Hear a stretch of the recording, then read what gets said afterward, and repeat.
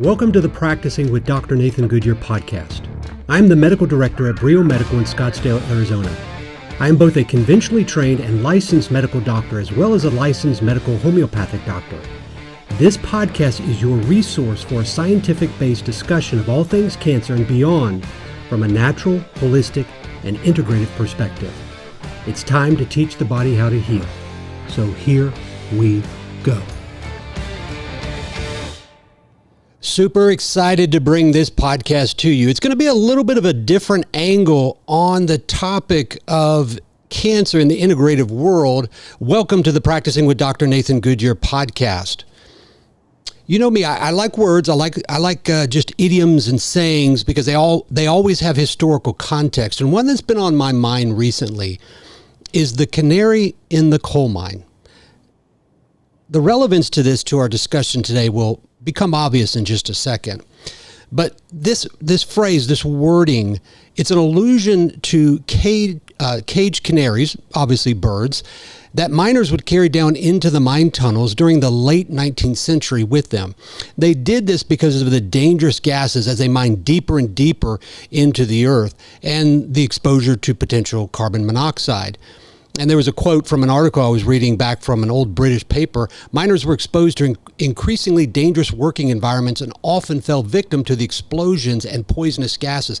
So they put these canaries in these cages. And of course they had, masks on and everything, but they would carry them down because they were very sensitive to the exposure to carbon monoxide.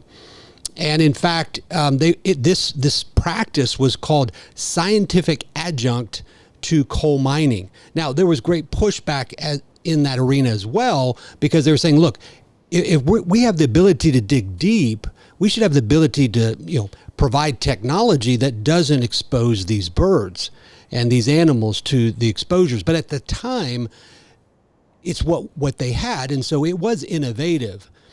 And it's interesting what this is about. It's about the emblematic representation of risk, of failures. Now, most of this is related to economics, political culture, and the potential hazards and the indications pointing to that. But never is this discussed in medicine, which is why I'm bringing in our expert from the animal world, Dr. Marlene Siegel. Marlene, welcome to the Practicing with Dr. Nathan Goodyear podcast.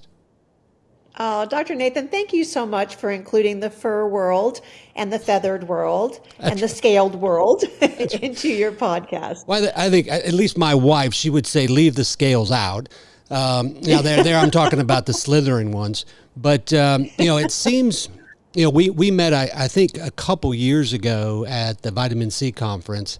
And it's amazing how I see you everywhere. It's like every time I show up at a conference, there's Dr. Marlene Siegel speaking. And it's amazing the reach you have, the impact you have in the medical world. And I thought that was relevant to us today. So if you could kind of just tell us a little bit about who you are, your practice, and then I'll connect that into the topic of cancer in people. I'd be honored. So I've been practicing veterinary medicine for 40 years. And like all veterinarians, we are allopathically trained, just like on the human side. And then there was an incident that changed my life forever. As most of us who have had great breakthroughs in our lives, there's always some kind of an impetus that starts that. And for me, I was about 15 years into practice. I was doing show horses with my daughters, and my youngest daughter had a riding accident with her horse. And the horse reared in the air. Unbeknownst to me, she was having neck spasms from arthritis. And so she reared in the air, and the number one cause of a rider's death when a horse rears and the rider is still on board is the horse falling over and crushing their rider. So we had a little 10-year-old rider, 50 pounds, and a 2,000-pound horse. And my daughter, because no one had taught her at 10 years of age, if your horse rears, just bail off and try to get to safety. So she was literally dangling from the reins with her body weight pulling the horse over backwards. By the grace of God, when Lily hit the ground, somehow she did not crush my daughter. But the reason she didn't is because as she felt herself being pulled over, The horse knew where my daughter was falling. She was just kind of starting to slide off to the left of the horse. And this horse squatted on her left hind leg while she's rearing in the air, while she's being pulled over backwards, and squatted and pushed herself as hard as she could to the opposite direction of my child. Now, when she hit the ground, you couldn't see space between them. So as I'm jumping over the rail, racing towards my daughter, I didn't know if she was crushed or not. So when the horse got up, I got to my daughter, and thank God she was fine. But at home, we had several more incidences where it was like almost a seizure going up her side, and her leg would twist up and her neck would twist out. And I had equine veterinarians come out and look at her, and they said, we really don't know what's wrong with her. We can tell you she's not safe to ride, because if this happens again, obviously your daughter could be hurt. And your two choices are, you can put her out to a pasture or you could put her down. Oh my. And that was the moment that defined the rest of my life, my family life, my career, everything, because I was not willing to accept that there was nothing more that could be done.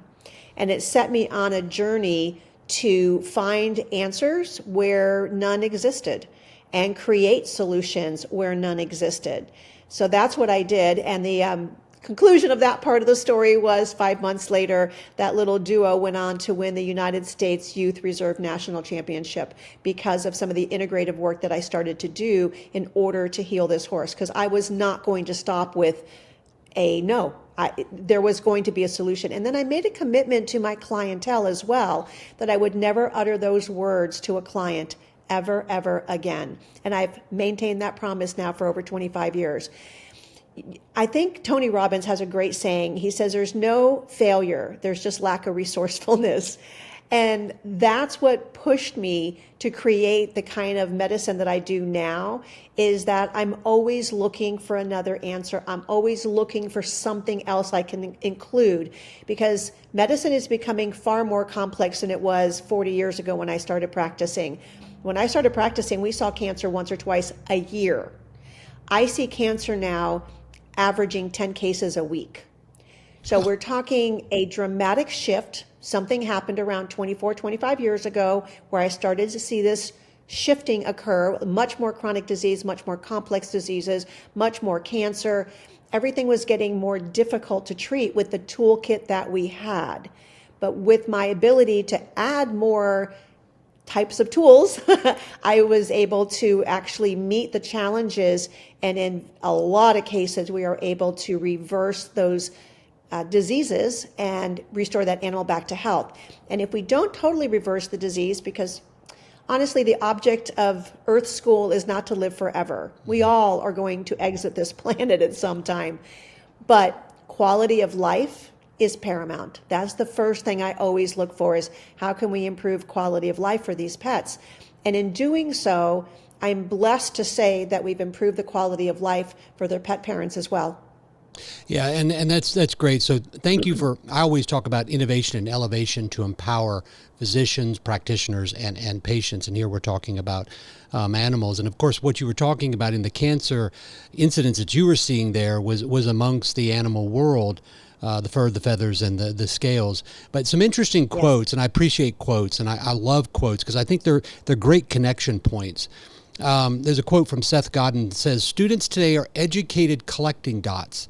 Almost none of it is spent teaching them the skills to connect the dots." And then, of course, the late, great Steve Jobs, "You can't connect the dots looking forward. You can only connect them looking backwards." Now, here, we're actually connecting different dots. We're not connecting dots forward or backward.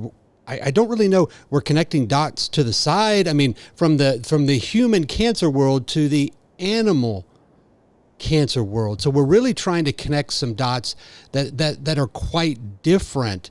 And what this allows us to do, I think, is to see that potential canary in the coal mine, because as I was mentioning to you on air before we started recording, I've been asked to write 2 PR pieces just within the last couple of weeks dealing with cancer in younger age. And of course, with the announcement of Princess Catherine, the Princess of Wales, and her diagnosis, it's become very front and center in the general public's mind now.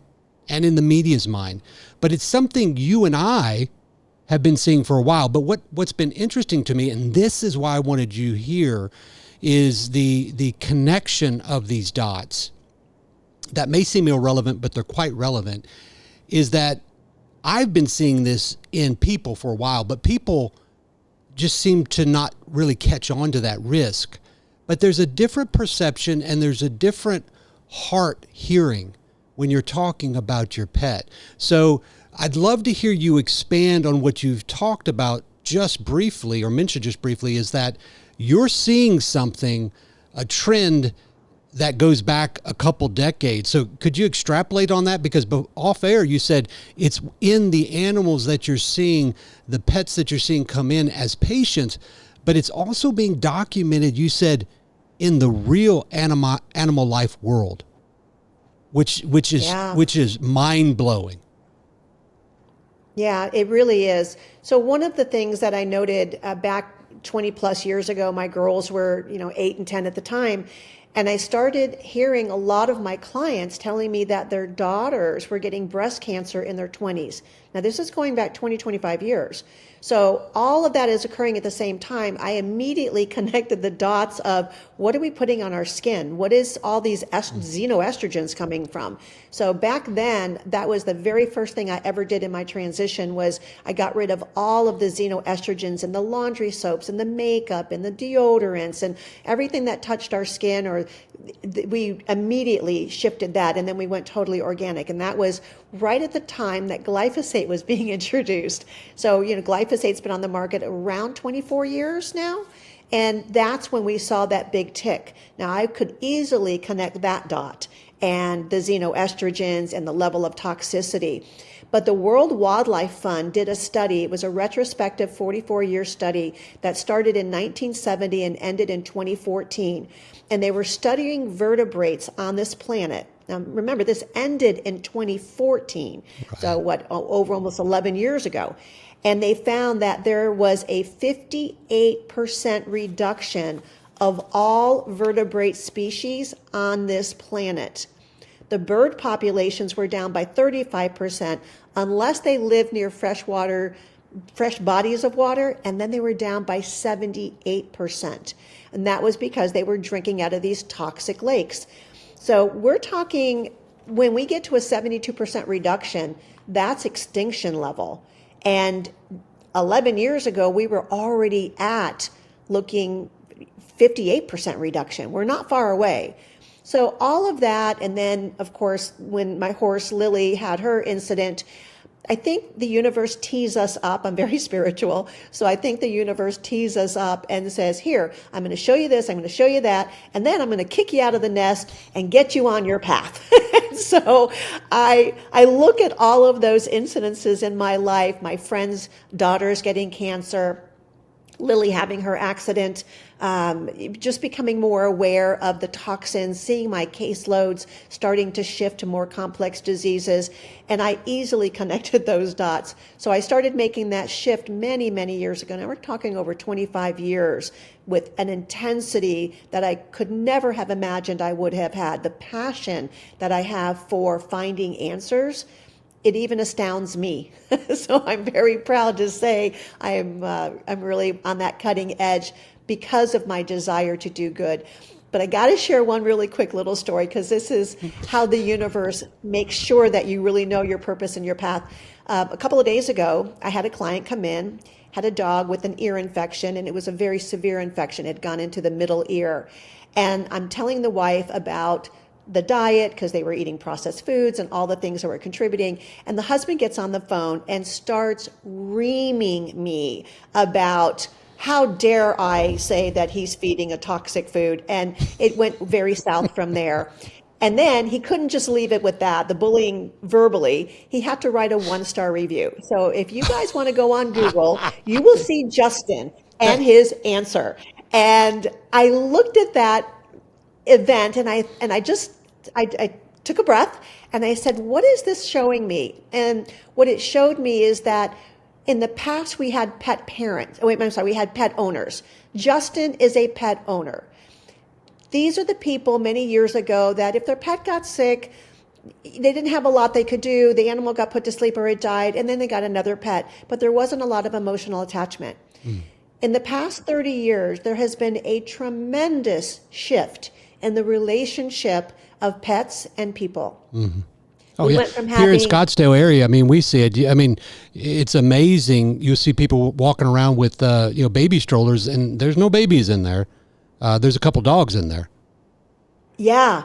So the relationship and the strength of the pet-parent bond went from pet-parent bond to pet and parent soul bond. Those are the people that I want to reach. Not everybody on this planet's awake. You were just talking about how so many people aren't connecting the dots. There's a lot of people that are not awake. There's a lot of people that aren't making the connection. So when I said to Justin, hey, if you fed processed food all this time and you haven't had an animal with cancer, I'm really happy for you. And he stopped and he goes, oh, I didn't say that. All my dogs have died of cancer. And I just nodded my head and I went, yeah, that would make sense, and then he'll put the dog to sleep and he'll get another one. But that's a person who is a pet owner who is very unconscious. And I'm not saying that he's intentionally cruel. He just doesn't know better, but he doesn't want to learn either. Right. He didn't want to hear that there was something else that he could do. So I'm speaking to the audience of pet parents who are truly, they love their pets. They understand that they are the guardian. They are the steward of their pet, and we're also the steward of this earth. That's So the word I we was need to thinking start- of. That was the thing. It's a Yeah. steward. That's a beautiful word. For me, I'm a Christian, and it really drives who I am. We are stewards, and we're called to take care of that which we are blessed with. And unfortunately, what's happened, and we're getting a little off, but this is why I love these kind of conversations, because it's just wherever it goes that people look at that through the prism of politics, and politics is just the great adulterator. It just destroys everything. But we are to take care of that which we are blessed with. And that's our pets are the perfect example. People say, my kids, I got to bless them. Our environment, we need to bless it. Our pets, we need to bless it. It's really about all of it. And you're right. Yeah. There is a change that you're seeing shifting in the animal-pet relationship. I mean, we have 3 animals, love them to death. One's an Italian Greyhound. He's a little nutty. But I think he could play ball 24/7, nonstop, 24/7. He's a great dog, but he is a little nutty. But I love him to death. But yeah, you're right. But your ability to connect the dots is something that has attracted me to your career and your line of work, because it's so rare. It's so rare. Are you seeing the pet owners, Marlene? Are you seeing them connect the dots, or excuse me, the pet stewards? Are you seeing them connect the dots more today than in past? I see a lot more. So the people that seek me are the ones that are seeking answers. They realize that something that they're doing is causing the problem, and they don't want to keep having the same outcome. Einstein said, you can't solve problems with the same mindset that created them. And he said that in order to have a different outcome, you have to do something differently. Like, otherwise, how can you expect a different result? If you keep doing the same thing, you're going to get the same outcome. So Yeah, it's a definition of insanity, I think, right? Definition of insanity, doing the same thing over and over and expecting a different result. So in my practice, the people that I come across, they are those more awakened pet parents who want to have a healthier outcome for their pets. I mean, we all know they're not going to live forever, but they don't want them to be suffering with chronic illnesses. And we're seeing cancer, Dr. Nathan, in animals under 2 years of age. Okay, that's a good point, because I was looking back at some of my past presentations, and there was one slide that I had from a pathologist in Germany, Ute Kruger, and if I mispronounced your name, I am so sorry. I apologize. But she has a quote here, and then several of her findings, and I think that's a good tie-in to what you were talking about here, Dr. Siegel. And here's her quote: "But now it feels like I'm watching people be killed, and I cannot do anything. As a pathologist, I diagnose tumors that maybe have been caused by another colleague with a shot. Now, she's referencing, of course, the vaccination process with SARS-CoV-2 in the pandemic, but she noted here several things that she was seeing in her recent experience in the pathology specimens that she was looking at, not the people. She just looks at the slides. So she wasn't connected. She wasn't attached to the people. So a little bit unbiased there. She was just seeing, oh, there's the histology, that's the pathology, and here's the age. That's all she was seeing. She saw, number one, younger patients being seen, 30 to 50 years of age, tumors growing more aggressively and faster, tumors larger upon diagnosis, tumors exhibiting greater heterogeneity, multifocal tumor growth and bilateral tumor growths that were more frequent, co-temporal onset of more than one type of cancer, co-primaries. I tell you, I've seen this exponentially increase. Benign tumors that accelerate growth, possibly signifying malignant transformation that didn't previously exist. And then the physiological process of inflammation noted increasing as well. So you touched on, you're seeing animals, cancer in pets at ages less than 2. Extrapolate that out into quote unquote, human years. Because, for me, it's like, okay, I've always been told, okay, that's 14. But I mean, how does that translate? 7 years per one? It's probably not a good translation. But First of all, animals should live into their 30s. Oh. They really should. And there are some animals in the Guinness World Book of Record documented: a cat that was 38 and 3 days, another cat that was 34, dogs into their 30s. My cat just transitioned at 23. Wow. And so we know their longevity should be better, just like our longevity should be better. The average human's dying at 78. With a lot of diseases. Now, I'm approaching 70, and I have no intention to age ungracefully. We are trained. You look great, by the way. You look great. Thank you. And if you get a chance to hear her speak on stage, she's better in person than she is on camera, but she looks great on camera. Thank you. So my philosophy is that we're in Earth School, and we have one Earth suit to be able to transition through this planet. Now, with all the doom and gloom that we hear around us and all of the negativity, I think that this is the most spectacular time to be on this planet. And that's because with all of the contrast that we're seeing, with all of the negativity, with the Justins of the world, and with all the diseases that we're seeing, it gives us an opportunity to become more conscious. It gives us an opportunity to be more creative and think of solutions where maybe we never had to think of solutions before. But that pot's getting hot, and we need to start doing something to get out of the pot and getting that water temperature down. So we can do things differently if we start becoming more conscious and aware of our choices, of the lifestyle, of the epigenetics that are creating these problems, because they're not coming out of the air. We're creating them. We're causing it by the choices that we make. If we make different choices, we will have a different outcome. And I think I live that example, because for many years now, probably 25-ish years, I've been over 90% organic. When I go out, I have a little more difficult time, but I still work hard at that. And I have almost a toxin-free environment. I grow most of my own food. I live in a food forest. I live in a state of gratitude. So Dr. Nathan, we all have tragedies. We all have traumas. Hey, I just had Justin do a 1-star review and really bully me. I could have become a victim over that, but instead, one, I felt sorry for him, and I chose to have compassion for a person who is obviously hurting and obviously not going down a good path himself.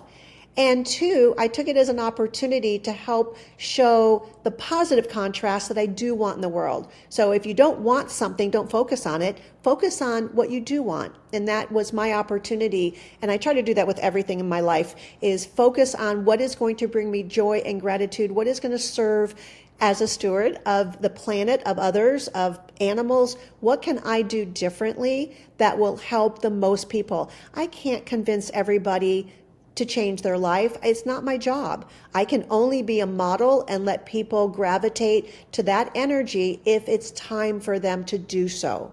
And that's the purpose of your voice. That's the purpose of my voice and this particular podcast, Practicing with Dr. Nathan Goodyear, because it's not what life throws at you, right? The obstacles. There's going to be speed bumps along every aspect of life. Life, you can choose to let life be defined by failure, or you can choose to let that failure seed change and thus success. And your voice and my voice, it's about reaching out there to say, guys, everybody, there's something going on. So let's collect the dots here. We have cancer in people occurring at younger and younger ages. Pathologists that just look at slides notice histological changes, meaning the cells are changing and it's occurring in younger people. You said you're seeing this even back 20, 25 years ago in your animals coming in as patients. Now you're seeing it in animals coming in as patients less than 2, which is clearly showing a demographic shift. The population of the age range of these animals are decreasing. And then you took it out even to the general world, the wildlife world. They're even seeing it there. So there's a dot in people, there's a dot in your patients, there's a dot in the real life. So if we connect them together, I mean, Dr. Siegel, what does that tell you? It tells us that we need to do something differently because we are destroying our planet, we're destroying the microbiome of the planet, and we're destroying our pets and our own microbiome. We're destroying our guts. So we need to do something differently. And it's not hard, Dr. Nathan. You know, people go, oh, I could never live like you because I grow my own food and I do a lot of really cool things. And I'm not saying that anybody has to do that, but we do have to change our attitude. And some of the things that we can do in changing our lifestyle is just making better choices. Learn how to read a label. Okay, so let me back up. I want to leave your audience with something really tangible. So I have a 6-step method that I implement with every single patient, even a healthy animal coming in. I still teach people how to do this methodology. And so step number 1 is we have to stop doing the things that are causing disease. Period. There's no other way to make that easy. We have to look at the food that we're feeding and make sure for our pets it's species appropriate because they can't go out and forage in the wild like they did when they were wild animals. They can only eat what we give them. So it's the onus is on us to be able to learn what is really a species appropriate diet, not the fast, cheap, convenient Franken food that we had been sold for a lot of years, which is the waste product of human food. No, we need to really go back to what was their biological diet like and how can we go back and create that. So number 1 is a species appropriate diet. 2 is water. They really need to look at the water. Tap water is so contaminated. Over 85,000 toxins. I'm sure that was a 10-year-old statistic. We're probably over 100,000 heavy metals and glyphosate in the water. So we have to have better filtration to our water. We need structured water. That's a whole topic by itself we can come back to. But it's a special type of water that is in our bodies and in the plants. And then we need to look at the environment. Are we doing a lot of air pollutants and xenoestrogens that are touching our skin, the EMF that we're exposed to, and most importantly, the ants in our brain. Yes, we have ants in our brain. They are automatic negative thoughts. Oh. So, I was just like, okay, now you're really dropping some bombs. I was going, what? Parasites, maybe. So that's all number 1. Yeah, that's all number 1. That's all things that people can do by simply becoming more educated and more empowered to learn what is a better choice and then make those choices. So then number 2 is making sure that they have all the essential nutrients that the body needs. And I am talking pets, but that applies to us as well. Oh, yeah, absolutely. And the essential nutrients are those nutrients that the body cannot manufacture in sufficient quantities on its own. God made us to where we have to get them in our diet. But we're not getting them in our diet because our farming practices have been so non-regenerative that the soil's depleted. And if the soil's depleted, the plant's not going to have it. And then whoever eats that plant is not going to have the nutrients that they need. So we make sure that we supplement all the essential nutrients that animal needs in order for the biological processes to function. Number 3, we heal the leaky gut, just like in people. Number 4 is detoxification of all 6 organs of elimination. Now, I have yet to come across a veterinarian or a doctor on the human side who can quickly name all 6 organs of elimination. So I'm just not going to embarrass anybody. I'm going to just do it. It's the kidney, the colon, the lungs, the liver, the skin, and the lymphatics. Now, I have to laugh here when I say lymphatics, because I also include fascia in there now. But most veterinarians, when you ask them what's the purpose of the lymphatic system, oh, it produces the immune system and it's very prone to cancer. No clue on how to keep it healthy. No clue. But it's the number one and two, for me, number one and two organs of elimination are liver and lymphatics. So it is a primary concern of mine how to make sure that that lymphatic system is happy. And then number 5 is the mitochondria. We want to make sure that the little powerhouses that are making energy in our body are able to be very productive.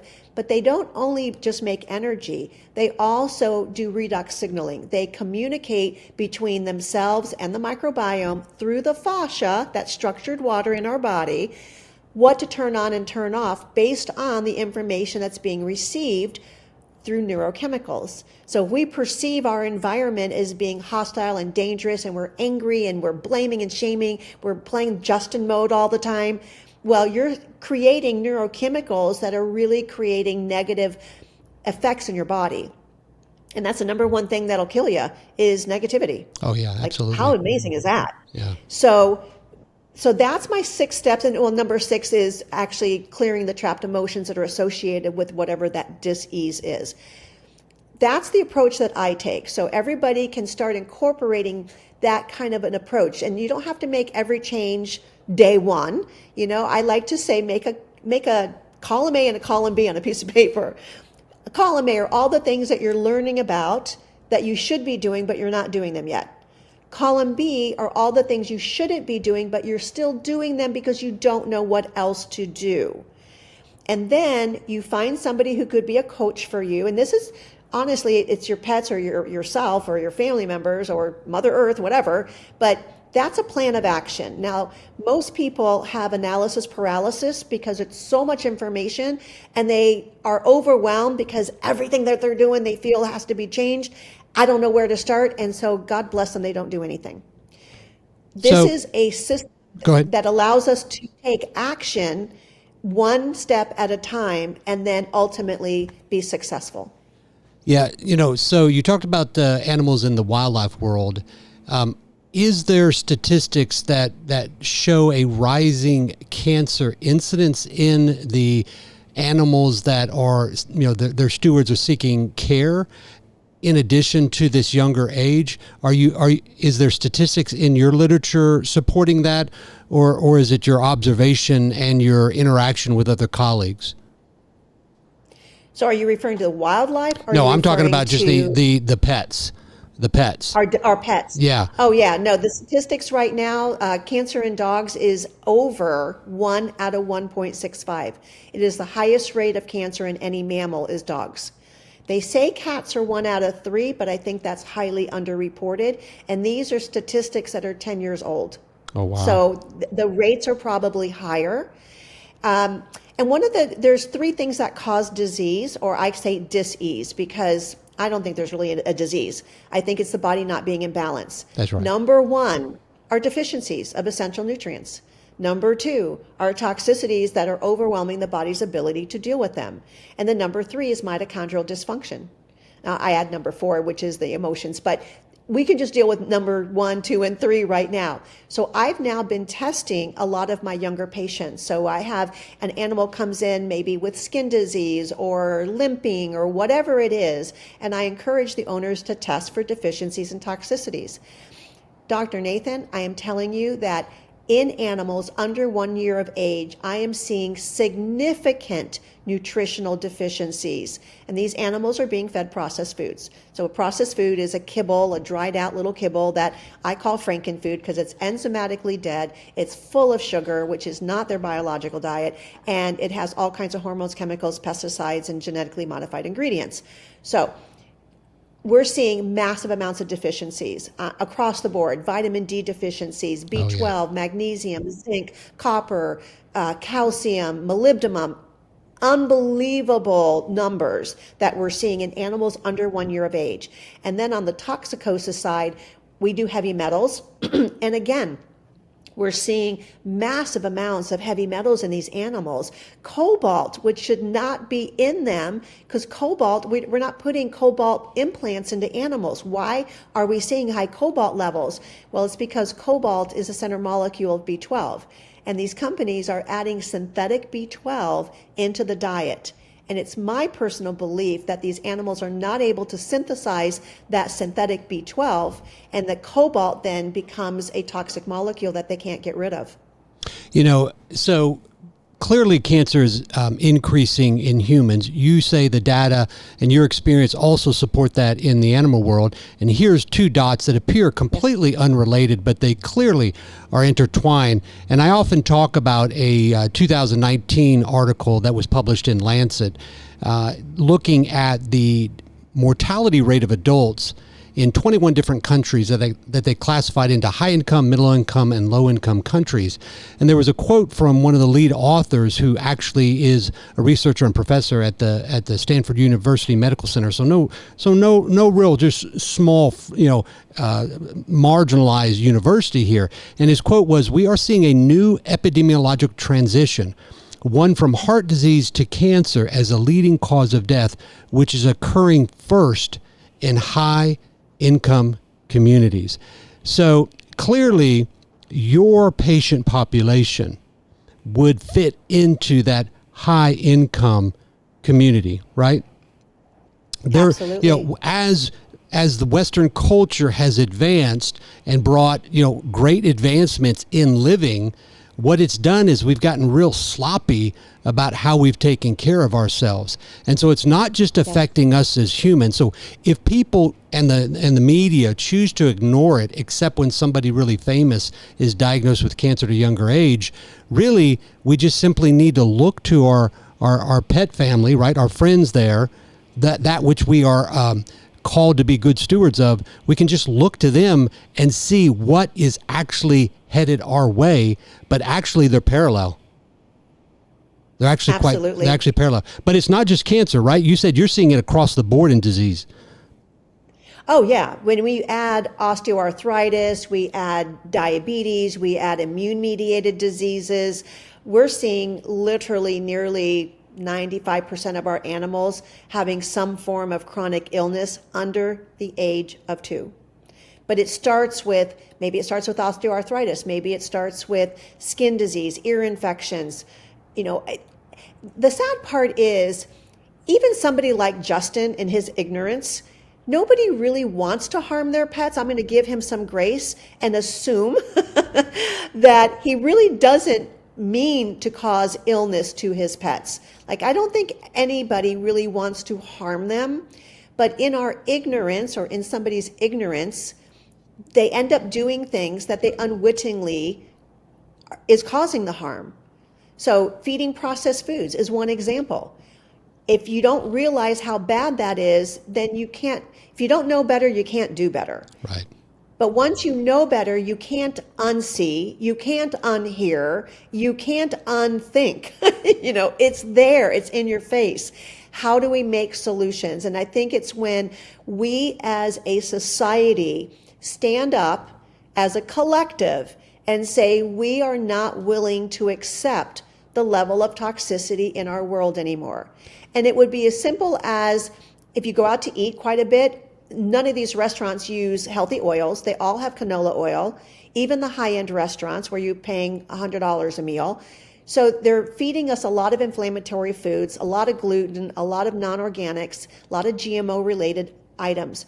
If we as a collective stood up to the food industry and said, we are not willing to harm our families, we're not going to eat in your restaurant until you start offering a healthier option. And I'm not saying they have to change their whole menu.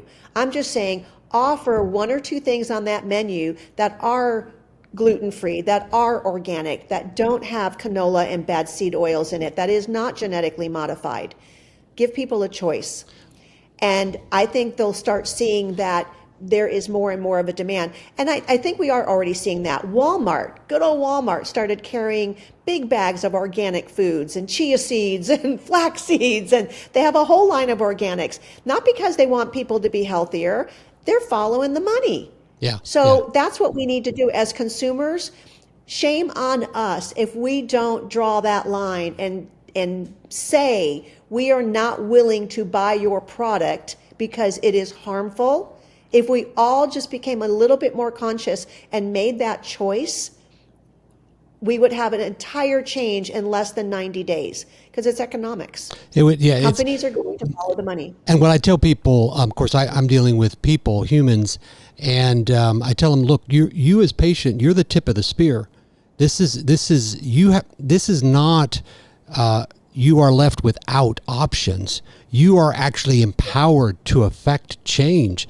And so what this podcast is about, and what I try to do is empower patients to understand the actual power they have to affect change. So when you talk about environment, most people will think about that outside their body. And I want to connect it to some of your 6 points, because when we're talking about cancer and we're talking about dis-ease, and I agree with you, dis-ease, that word literally, it's 2 words, literally meaning the lack of wellness. The current concept of disease is really just an ICD code generating process by the AMA, but that's another topic for another day. But the outside toxins that we take into our body through the skin, through the diet, it's affecting our mitochondria. I mean, and the mitochondria are the powerhouses of the cell. And so, I was just up in Boston last week interviewing a friend and colleague, Dr. Thomas Seyfried, published hundreds of articles on ketogenic metabolic therapy and cancer. And he ties the toxin world to damage to mitochondria, the powerhouse of the cell, to make energy. And that then in turn starts to shift the genomic and causing shift in mutations that then accelerates cancer. So you are tying that in the animal world, the same that's being seen in the human world. Oh, 100%. And there's another piece to the mitochondria that's really fascinating, and it's called the cell danger response mode. And that's when the body perceives there is so much danger that the mitochondria, who are literally different organisms that have become cohabitating with us, they're getting the message that the planet's going down. We're going to have to do something different to survive. And so they go into a cell danger response mode, which is sort of like going into a bunker. And then they're not hearing and seeing anything that's going around. They're not communicating. They're not having that connection with the rest of the body, and they're not producing energy. And that's when you really spiral downhill. So one of the key things that we do for our patients, our pet parent, the fur babies, is get them out of cell danger response mode, which means we got to get their pet parent out of cell danger response mode. So the pet parent that comes in with their animal that is very, very sick, if that person is very angry, if they're fearful, if they're blamers or shamers, if they just have a lot of negative baggage, those animals very rarely do well. The animals where the pet parent is very awake and they own the life that they're leading and they make the best decisions that they have, they're able to forgive themselves and others, they live in a state of gratitude. Very often those animals do very well in those households. And it has to do with entrainment, because that pet is only in training to what the owner is giving off as energy. So another point of connection here was the mitochondria and seeing that both in the pet world and in the human world. Yeah. But we were off camera talking about fecal transplantation as well. Because, I mean, we're using that. Dr. Jason Williams and I, check out that podcast we recorded earlier talking about Rebiota and how the gut microbiome, it's being changed.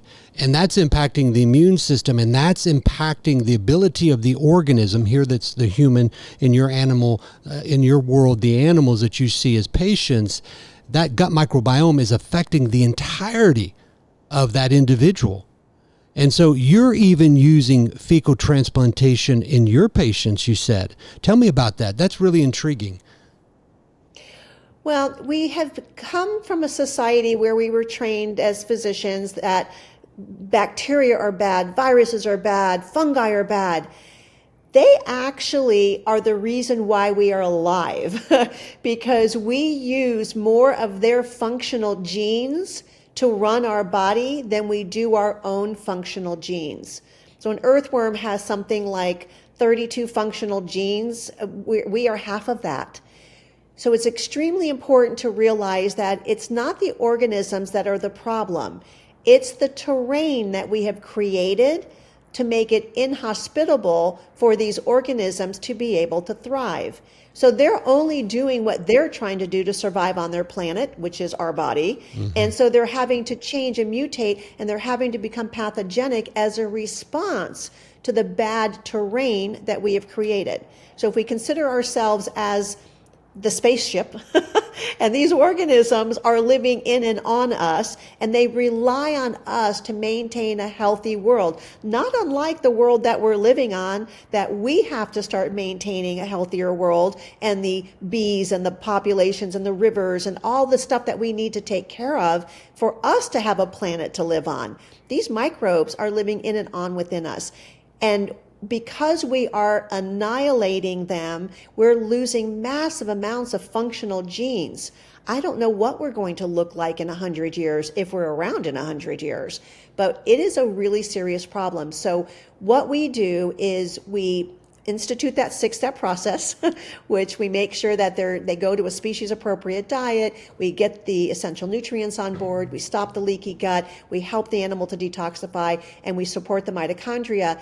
But we also have to support that gut. So fecal matter transplants are definitely something that is a beneficial, but you can't put this wonderful group of microbes into a terrain where nobody else was already surviving. Right. So you gotta fix the terrain. You gotta make that a good terrain. You gotta start living a cleaner, healthier lifestyle and quit doing the damage, which was step number 1. The food, the water, what you're breathing, what's going on your skin, what you're thinking, the EMF, all of that is very impactful. And I think that's a really good point there, because disease is not an event. Wellness is not an event. It is a lifestyle. And so when we talk about toxin exposures, people would say, well, I don't live next to Chernobyl. You know, I'm not ingesting lead paint. You're right. It's not an acute, overwhelming toxic exposure. What we're talking about here is a low-grade, continuous exposure, but not just a continuous low-grade exposure, but a voluminous one. And so that slow, steady, poor lifestyle is what contributes to what we're seeing, that we are connecting as dots, that is chronic diseases of aging, and more specifically, which is what, you know, was part and parcel of my heart, which is cancer. But the way to combat this, it actually empowers us, like the patient. It's lifestyle. Yeah. And so if you go in and say, here's a fecal matter transplant, as you mentioned, and don't combat that or combine that with nutrition, whole foods, right? And work to actually empower the entirety of that environment, from psychological, emotional to body and spiritual as well. It's nothing but another drug. It's the same concept. Exactly. So this concept of integrative medicine, we have to be very careful from falling prey to the same traps that conventional medicine that you were born out of, that I was born out of, which we're looking for the magic bullet. And instead of using a drug, we use some type of, you know, natural therapy. It's about the whole. Exactly. Oh, I'm so glad you brought that up, because there are a lot of veterinarians that are on the buzzword and they go, oh, I do holistic medicine or I do integrative medicine. But you walk into their offices and they have processed foods as what they're selling. So they really don't understand the biology. They really don't understand what it takes to be healthy, not anti-aging. Anti-aging is really looking at what is health. How does the body stay healthy instead of trying to slow it down? So yes, I see a lot of veterinarians who are trying to move into that integrative world, but instead of using a pill for the ill and a diet for their disease, they're using an herb or an acupuncture point, but they're still naming it, blaming it, and then trying to come up with a pinpointed solution. That's not where the answer is. That's the beautiful. Answer is going back to the biology. And what are we doing that messes up the biology? And as we start to define that, in humans, our diet is so far away from what our biological diet was. And I'm not talking about whether you're a carnivore or a vegan. I'm talking about, are you eating bitters in your diet? Are you getting some of the natural phytochemicals that we were supposed to have that actually run our metabolic pathways? So as an example, loquats. Now I'm in Florida, it's loquat season right now. And the loquat leaf has B17. It has amygdalin in it. Oh, wow. So I can take, isn't that amazing? Well, so do mung beans. They're high in B17 and amygdalin as well. But I take some of the leaves when I'm harvesting and I make a tea out of that. So now I'm getting a natural source of amygdalin in my diet. I do make mung bean sprouts and I eat those. So I look for bitters. I eat dandelion. I eat arugula. I eat bitter melon. I grow them. And they're a natural part of my diet. And that is what my body uses in order to have proper metabolic function. But if you look at the average person, their diets are very, very limited, and it's the same nutrients all the time and usually very processed. And the animals are the same way. We've been duped into fast, cheap, and convenient. And people go, well, why would somebody sell a food if it wasn't healthy? Great question.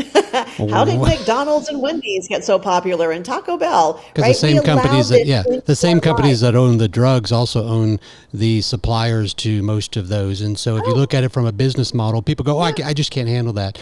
It's like, no, that's, you have to understand the world that we really are in, and ignorance is not acceptable there at all. And, when talking about fecal transplant, the gut microbiome, the perfect way to target that and really work to change that is through the food we put in our body. And what I tell people, and I'd be interested to get your take on this, is I tell them that what we eat, what we put in our bodies, and it's not necessarily just through our mouth, but that's most what people equate. It's a means of communication with our genetic code, our DNA. It's either a love language or it's a destructive language. So we shouldn't be surprised that our body gives us disease that's crap when we simply just give it crap day in and day out. And you, Absolutely. because you have a food pet line for people, right? To actually allow them to be empowered to change the diet and the lifestyle of their pet. Absolutely. So tell people about that. So this is an interesting story. I had approached a big box company that was producing a raw food, but they used synthetic vitamins and their food was not organic. And I approached them to create one line that would be organic and would have natural vitamins and minerals. And they said no. And I was so angry when I hung up the phone that I just slammed my fist down and go, well, by Jove, then I'll just make my own. And then my eyes got big and I said, who said that? I don't know how to do that. But when you step up and the universe gives you an opportunity and you raise your hand and you say, okay, I'm willing to do that. Give me some help. Within 2 weeks, I met the gentleman that became the producer of our diet, who is the largest producer of grass-fed, grass-finished meats in the entire United States, and he ships to your door. So that was one solution. And then I met a gentleman who had been doing a 20-year research project, living research project on animals he would rescue from the pound that had cancer, and he fed them a raw diet. And he kept meticulous records of what was the combination of organ meat to muscle meat to nutrients that he was using. And he was watching cancers reverse by just changing the nutrition. So I worked with him to get a formulation put together. And then the next hurdle was, in order to call your food complete and balanced according to the AFCO standards, you have to add vitamins and minerals to it. And I went, well, but it won't be stable, so then you have to do synthetic, and that's the whole purpose of why I'm not going to do that.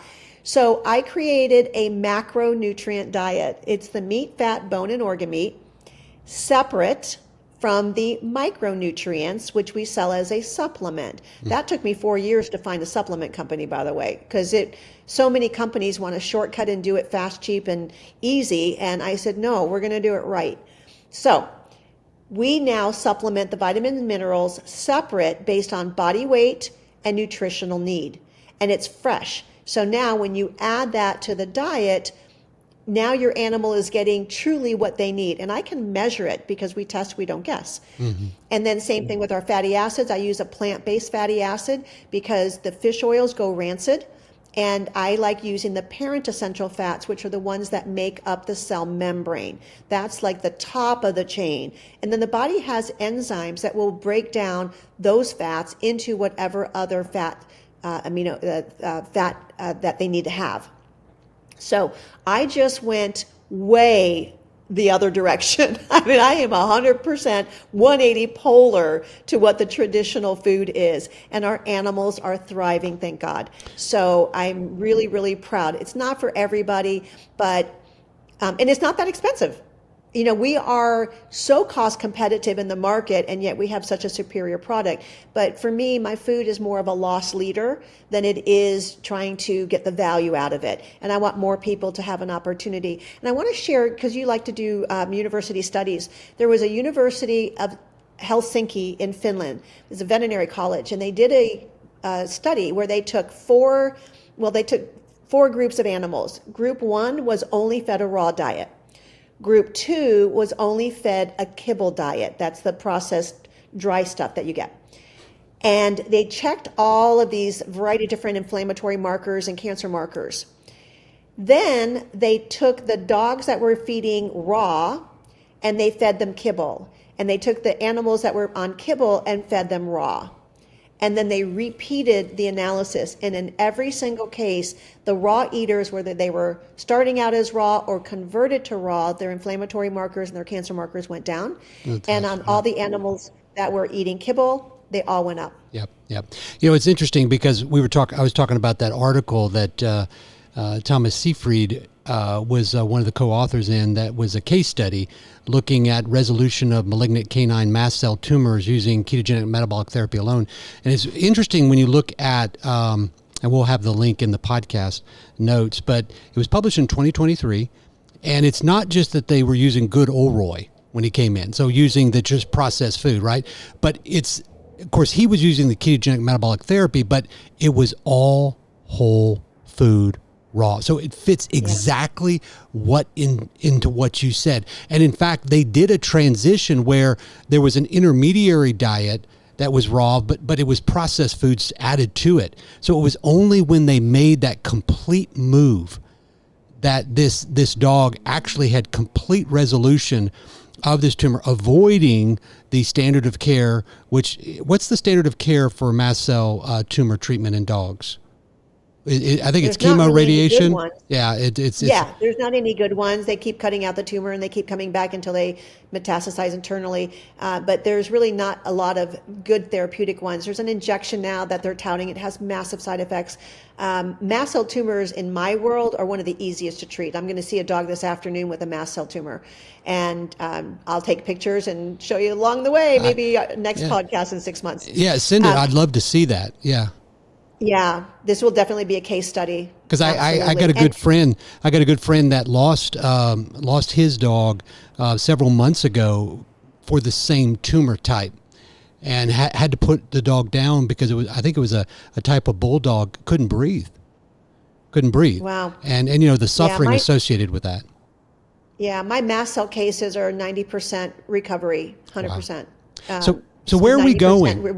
Where are we going? Because I mean, what we're seeing is clearly heart troubling. Where do you think we're going in the animal world? Because I think that's the canary in the coal mine, in humans. What are you seeing? Well, I think we're going to come back to the beginning of our conversation, which is as we become more awakened, as there's more and more pressure put on us to come up with solutions and find more and more people. If you would have asked me, Dr. Nathan, 20 years ago, did I ever see myself as a public speaker? I would have said HE double hockey sticks, never. I didn't even like getting in front of a group of 5 people. I didn't like saying my name out loud. It was really hysterical to look back at who I was. And now I'm speaking internationally, and I'm thinking to myself, how did I make that transition? And it was because there was enough pain point for me that I couldn't be quiet. I could not use my voice. I had to speak up. And it was in that finding of my purpose and my passion that everything opened up. And that's all it is. It's really, I think a lot of people like yourself and so many of my wonderful human colleagues, and now we're influencing the veterinary world too, because I have courses teaching veterinarians how to do this. And it's a little slow getting them involved because a lot of veterinarians work for someone else and they can't change the culture of the company that they're with, but there's more and more that are coming out and going, we need to do a better job. So there's a big movement happening. And I really think that as we, as a society, as we as a human species start to become more awake, as we start to become more empowered, as we start to take responsibility and own what we are doing, own the health of our pets, ourselves, our children, our family members, our friends, the planet around us, as we start to own that and start to make a difference, it will be a tsunami of change. So me as one individual, I make a little ripple, but when other people join my ripple, it becomes a wave. Yeah. And then that wave, as more and more of us come together, it literally becomes a tsunami. And I think that's where we're going. And this is why we need that wave, because I don't believe that without the change that you just described, Dr. Siegel, that we're headed down a road that's one, good for humans, people, or good for our pets, or good for the planet as a whole. A good friend of mine, Pierre Corey, has a great Substack. I encourage you to check it out. Critical Care Doc. I know him. Yeah. Yeah, great guy. And he quoted these two quotes in his recent Substack, talking about just unexplained deaths. And so I'll read them to you because it gives you insight to where we're going if we don't stand up and be that tip of the spear and change. Quote, in the CDC data, so looking at Centers for Disease Control, there's a category called all other or unspecified malignant neoplasms, meaning cancers that had spread to the point that their origin was not identified before death. Across all ages, they rose 11% from 2019 to 2023. So even there, we're including the pandemic. So what we've been mostly talking about is pre-pandemic. But he says, now consider that these deaths rose 18%. So that's 18% compared to 11% total. 18% among the 35 to 44-year-olds. Wow. And 16% among 5 to 14-year-olds in the same time period. So where are we going? Well, in humans, the generations, our children, people talk about a legacy of financial, debt. This is a legacy of disease we're leaving our children. And you see it in the animal population as well, the pet population. And honestly, that's our doing as well. Right? We are leaving a disease for our children and our grandchildren. One of my daughters, they were over last night, got a grandbaby in there. She's about 24 weeks, I think. His name's Lazarus. And, I don't want to leave him a world that is going to increase his disease risk at an ever increasing younger age. Likewise, I don't want to do that for my pets. They're a part of our family. Yeah. So where we're going is right there in front of us. And I hope that bringing an expert and, like you said, international speaker, and she's a phenomenal speaker, by the way, like you on, will provide different perspective and connect the dots where maybe we as people refuse to accept the dots that are staring us right in the face. And I'll close with this. A Wall Street Journal article published January 11th, 2024 said, cancer is striking more young people and doctors are alarmed and baffled. Dr. Marlene Siegel, are you alarmed and baffled at what we're seeing? Not at all. I'm motivated and I'm wide awake. And I've got a plan of action. That's right. Just collecting people around me. I've got online courses for pet parents. I have online courses for veterinarians. I do consultations. I speak. I am so active in getting the message out there. And I do believe that we can turn this around. I believe that when we put our arms together and we bind as a group, kind of like the old saying, if you want to break sticks individually, they're easy, but when you put them all together and you tie them with a knot and they're really solid, you can't break that anymore. That's what we need to do. We need to come together. Forget the differences that we have. We're killing ourselves. We're killing our planet. We need to come together for the betterment of the whole and say no to the things that are causing the problems. We need to say no to these companies. Are they evil? Are they malicious? I don't know. Let's just say that they're making money. If that's their only goal is to make money, then let's push them to make it in a more healthy way. Yeah, because we're the ones spending the dollars. That's right. We're simply connecting the dots here, what seems to be unrelatable dots.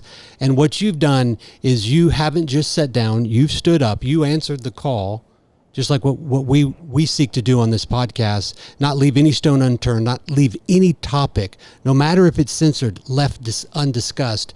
You stood up, you're innovating, you're elevating, and you're empowering the stewards of these animals. So, Dr. Siegel, thank you for what you do, and thank you for your friendship, and thank you for your insight from the fur animals, from the feathered animals, and from, yes, the scale animals as well. Where can our listeners and our followers find you? So I have a major hub site, which is dr, like in doctor, and then my name.com. So drmarlenesiegel.com. And you just got to spell it right. That's all. Okay. Yeah, it seems like everywhere I go, I find you. So that's where they can find you. That is people that are listening and followers. So thank you so much for joining us. And I want to, again, thank you personally for joining us on the Practicing with Dr. Nathan Goodyear podcast. If this podcast means something to you, which clearly this is an expression of our heart, it's an expression of my heart, expression of Dr. Siegel's heart, I encourage you to like the podcast, subscribe to the podcast, give it a 5-star review. Go on to Dr. Marlene Siegel's and counter that 1 star with a 5-star. Just flood it, and share this with people that are exposed to chronic disease, cancer in the human world, but your pets who you are called to steward. Share this with those that you think would benefit from this, which is, guess what? Everybody. Also, you can find us on all social media platforms, so check that out. And of course, we're on drgoodyear.com. Dr. Siegel, your innovation, your elevation and empowerment of the stewards of your patients gives me hope. And that word hope means a confidence in a future, in tomorrow. So thank you. People like you give me hope about tomorrow for humans and for our pets. And remember, hope it forward. I'm Dr. Nathan Goodyear from the Practicing with Dr. Nathan Goodyear podcast. Hope is always there tomorrow, and let's move forward to it.